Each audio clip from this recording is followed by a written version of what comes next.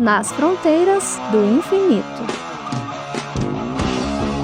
E hoje vamos explorar uma descoberta que redefine nosso conhecimento sobre o que pode estar acontecendo com uma estrela que é bem conhecida nossa. Rodrigo, estamos falando da primeira detecção direta da estrela companheira de Betelgeuse, um feito que muitos consideravam impossível. Betelgeuse, essa supergigante vermelha que brilha no ombro de Órion, sempre nos surpreende. Essa estrela não é qualquer estrelinha não. Com cerca de 700 vezes o raio do Sol, ela já era fascinante por si só. Mas agora sabemos que ela não está sozinha na sua jornada cósmica. Exato. O que mais me impressiona são os números envolvidos. Essa companheira que foi observada tem aproximadamente 1,5 massas solares, mas está orbitando a apenas 4 unidades astronômicas de Betelgeuse. Para ter um comparativo aqui, Júpiter está a 5,2 unidades astronômicas do Sol. Estamos falando de estrelas que estão muito próximas. E essa proximidade explica tantas coisas. Por décadas, os astrônomos se perguntavam sobre aquela variação de brilho, com um período de aproximadamente 6 anos. E agora a hipótese que ganha força é que o efeito gravitacional dessa companheira acaba perturbando a atmosfera externa de Betelgeuse em sua órbita. Vamos aqui detalhar um pouco melhor essa técnica de observação que foi utilizada. O instrumento Alopec, no Gemini North, utilizou imageamento Speckle. Basicamente, significa que são milhares de pequenas posições, chamadas de ultracurtas, na casa dos milissegundos, que depois são processadas para eliminar os efeitos da turbulência atmosférica. E pensar que nem o Hubble nem o Chandra conseguiram detectar essa companheira antes. Isso mostra como a astronomia de alta resolução angular evoluiu. O Gemini North, com o seu espelho de 8,1 metros e essa tecnologia inovadora, conseguiu o que parecia impossível. Mas agora, se tratando da natureza dessa companheira e o que sabemos até o momento. Ela é uma estrela de classe B, de cor azul esbranquiçada, com temperatura superficial estimada em torno de 10.000 kelvins. O curioso é que, embora tenha se formado junto com Betelgeuse há cerca de 10 milhões de anos atrás, ambas as estrelas estão em estágios evolucionários completamente diferentes. Isso ilustra perfeitamente como a massa inicial determina o destino estelar. Mesmo em um sistema com estrelas que nascem juntos. Enquanto Betelgeuse, com suas 15 ou 20 massas solares, já esgotou praticamente seu hidrogênio e está queimando elementos mais pesados, a sua companheira ainda nem iniciou a fusão nuclear em seu núcleo e está na fase de pré-sequência principal. E essa diferença evolutiva tem implicações dramáticas. A equipe do Dr. Howell calculou que dentro de 10 mil anos, só o que é um piscar de olhos para as escalas cósmicas e astronômicas, essa companheira pode ser engolida por Betelgeuse. Marco, isso me faz pensar. Será que esse evento de canibalismo poderia antecipar a supernova de Betelgeuse? A injeção repentina de matéria poderia desestabilizar ainda mais o núcleo que já está fragilizado da supergigante. É uma ótima questão. Conforme eu li, os modelos atuais sugerem que o impacto seria limitado, pois Betelgeuse já está em seus estágios avançados de evolução. Mas certamente isso adicionaria massa ao seu núcleo, potencialmente influenciando esses estágios de colapso final. Mas seria fascinante modelar esse processo. Ali no ano de 2019, 2020, eu me lembro que eu estava no meu trabalho de iniciação científica com estrelas variáveis, aí pela UFSCar, e foi quando aconteceu o grande escurecimento, né, da estrela Betelgeuse, inclusive muitas falas, né, a respeito de uma possível explosão, de que a supernova ia acontecer, as câmeras começaram a se voltar para lá, e eu me lembro que no meu trabalho de observação de estrelas variáveis, que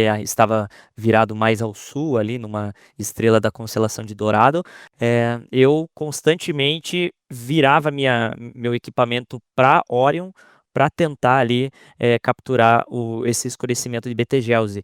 E Betelgeuse, que é uma estrela alfa, né, da constelação de Órion, por ser uma estrela variável, ela acaba se tornando a mais brilhante, depois ela vai escurecendo, chega a ser até a segunda, terceira mais brilhante, né? Ela escureceu bastante nesse ano de 2019. E possivelmente tem alguma relação com essa descoberta. Os pesquisadores afirmam que foi um evento independente, uma ejeção de poeira. E o que fica na minha cabeça é se a presença da companheira poderia ter influenciado esse comportamento de redução repentina e intensa do brilho. Pois é interessante você ter exposto pra gente essa experiência sua, porque ilustra bastante o frisson que foi no momento, na época. Eu me lembro, eu não estava envolvido com observações ou com pesquisas assim tão aprofundadamente, mas me lembro sim dos comentários de todos os canais aí das internets que fazem o acompanhamento estelar ou que falam de astronomia, que ficaram empolgadíssimos com a potencial transformação de Betelgeuse para uma supernova.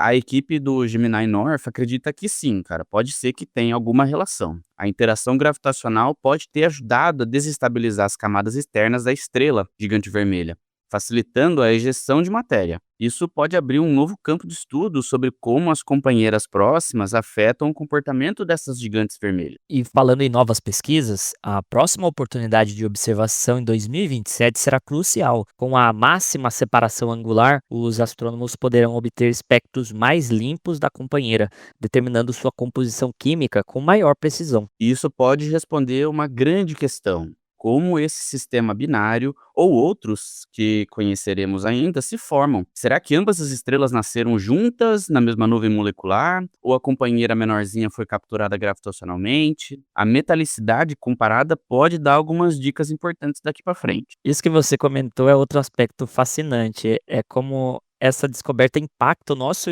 entendimento de outros sistemas. Quantas supergigantes vermelhas que observamos podem ter companheiras ocultas? Isso pode explicar, inclusive, comportamentos variáveis em muitas estrelas que nos intrigam. Exatamente, Rodrigo. O artigo menciona que essa técnica pode ser aplicada a outras supergigantes como Antares ou Mississippi. Imagina quantas descobertas similares podem estar por vir nos próximos anos, né, que a gente ainda nem imagina, com os novos telescópios extremamente grandes em construção. Porque para mim faz muito sentido, dada a altíssima força gravitacional que essas estrelas supergigantes vermelhas possuem, de terem companheiras menores ali que, por questões de brilho, talvez a gente não consiga nem observar. E não podemos esquecer das implicações para a astrofísica estelar. Esse sistema oferece um laboratório para estudar interações em binárias massivas, transferência de massa e os estágios finais da evolução estelar. Os dados coletados aqui provavelmente vão alimentar os modelos teóricos por várias décadas. E para os ouvintes que quiserem acompanhar essa história, marquem no calendário, novembro de 2027. Será quando a companheira atingirá, o Rodrigo comentou anteriormente, a sua máxima separação aparente, proporcionando a melhor oportunidade de observação antes de seu trágico destino final. E enquanto aguardamos por essas novas observações,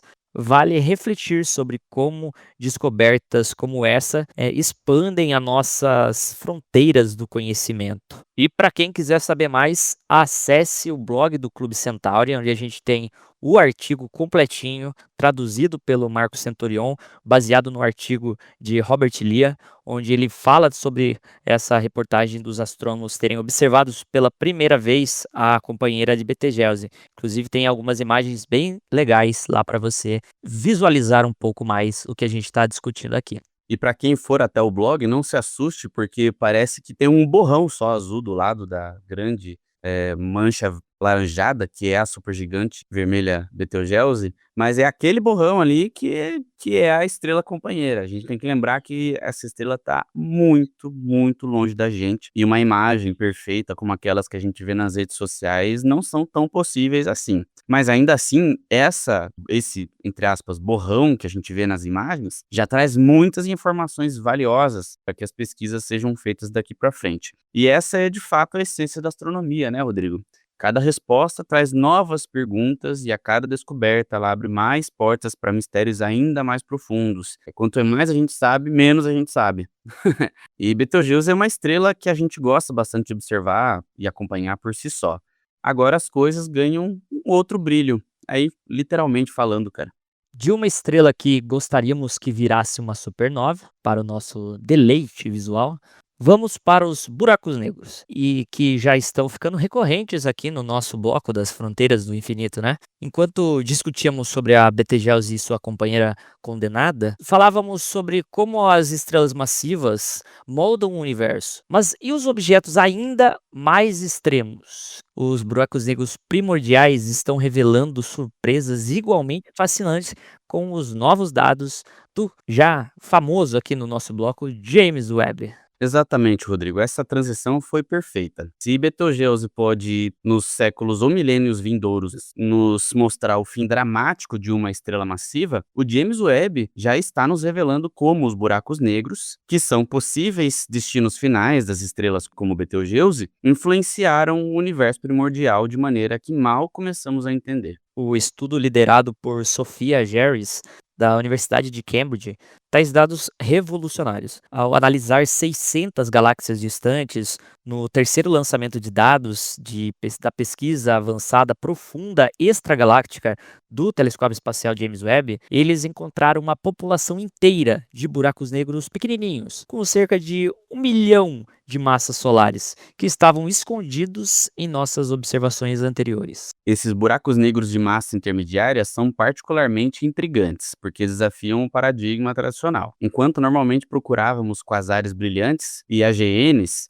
massivos no universo primordial, o James Webb revelou que havia toda uma população de buracos negros menores e menos ativos que simplesmente não conseguíamos detectar antes. A técnica de empilhamento de espectros usada pela equipe foi crucial. Ao combinar dados de múltiplas observações, eles conseguiram identificar a assinatura de hidrogênio alfa alargada, um marcador de atividade de buracos negros, em objetos que individualmente seriam muito fracos para serem notados. E isso tem implicações profundas para a nossa compreensão da evolução galáctica.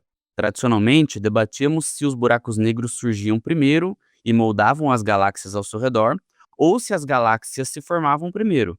Esses novos dados sugerem que, pelo menos para esses buracos negros menores, as galáxias podem ter vindo primeiro. Isso resolveria um grande quebra-cabeça cosmológico. Muitos dos buracos negros supermassivos que conhecíamos no universo primitivo pareciam grandes demais para suas galáxias hospedeiras, mas esses buracos negros menores se encaixam um pouco melhor nos modelos de crescimento galáctico. Tomando alguns detalhes aqui para melhor compreendermos esses números, enquanto os quasares mais brilhantes no redshift 6 podem ter bilhões de massas solares, esses novos buracos negros descobertos têm apenas, entre aspas aqui, 100 mil a 1 milhão de massas solares. Isso os coloca em uma categoria intermediária que pode representar os blocos de construção dos buracos negros supermassivos que vemos aqui também, entre aspas, hoje. E a distribuição desses objetos é igualmente reveladora. Eles não estão concentrados apenas no núcleo galácticos mais ativos,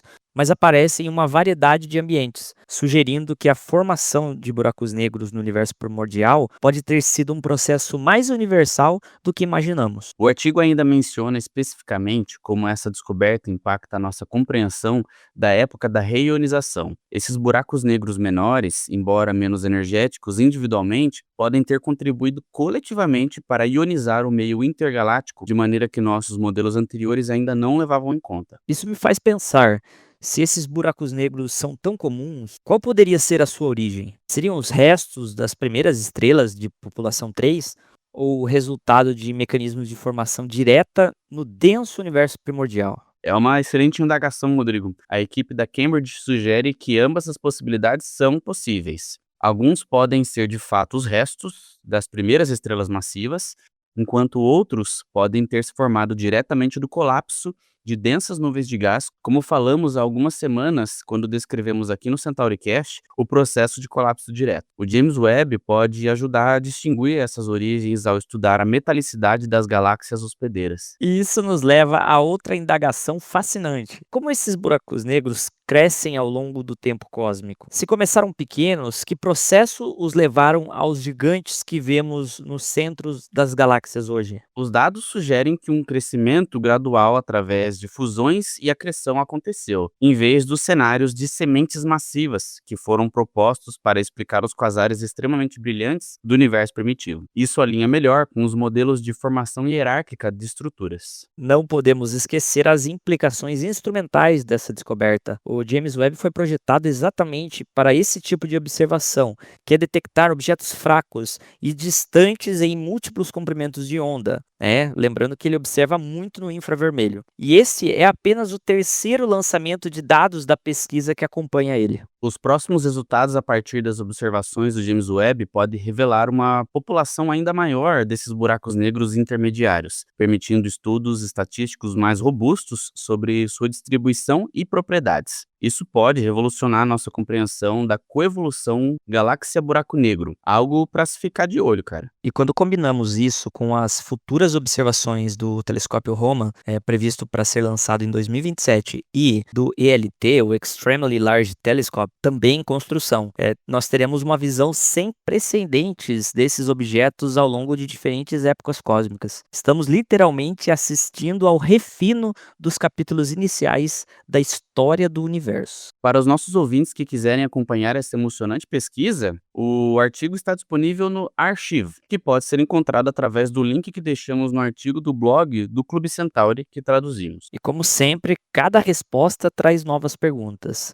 Mas uma coisa é certa, o universo primitivo era muito mais populoso e diversificado do que imaginávamos. E o James Webb está nos dando um assento na primeira fila para testemunhar toda essa festa. E com essas notícias fervilhando com descobertas que redefinem a nossa compreensão dos buracos negros e de sistemas estelares, encerramos mais um bloco nas fronteiras do infinito. Você acabou de ouvir o CentauriCast Entre as Estrelas.